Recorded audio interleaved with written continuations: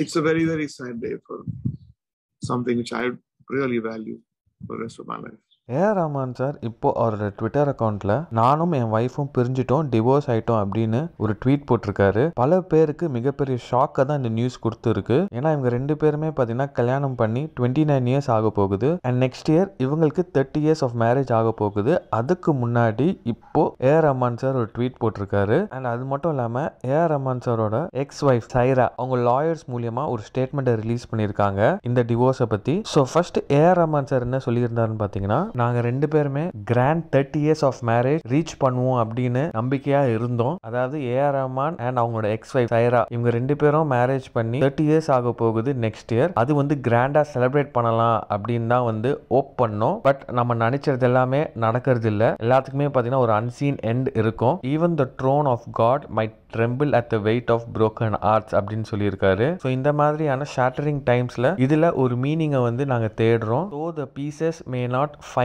their place again அப்படின்னு சொல்லியிருக்காரு. எங்களோட ஃப்ரெண்ட்ஸ் அண்ட் எங்களோட வெல்விஷர்ஸ்க்கு நாங்கள் சொல்றது ஒன்று தான், எங்களோட ப்ரைவசியை ரெஸ்பெக்ட் பண்ணுங்க அப்படின்னு வந்து ஏஆர் ரஹ்மான் சார் சொல்லியிருக்காரு. ஏஆர் ரஹ்மான் சாரோட எக்ஸ் ஒய்ஃப் சைரா பார்த்தீங்கன்னா அவங்களோட லாயர்ஸ் மூலியமா ஒரு ஸ்டேட்மெண்ட் ரிலீஸ் பண்ணியிருக்காங்க.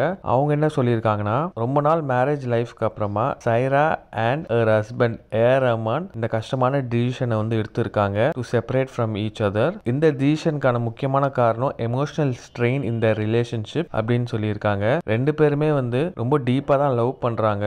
பட் இருந்தா கூட இந்த கப்புளுக்கு நிறைய டென்ஷன்ஸ் அண்ட் டிஃபிகல்டிஸ் இந்த ரிலேஷன்ஷிப்ல இருந்திருக்கு. ஸோ அதனால தான் வந்து இவங்க 2 பேருக்குள்ள மிகப்பெரிய கேப் கிரியேட் ஆயிருக்கு. ஸோ 2 பேரும் ட்ரை பண்ணியும் இவங்களால வந்து அதை பிரிட்ஜ் பண்ண முடியல, அதை வந்து ஒட்ட வைக்க முடியல. ஸோ இந்த டிசிஷனை இவங்க 2 பேருமே வந்து பெயின் அண்ட் ஆகனி மூலியமா தான் வந்து எடுத்திருக்காங்க.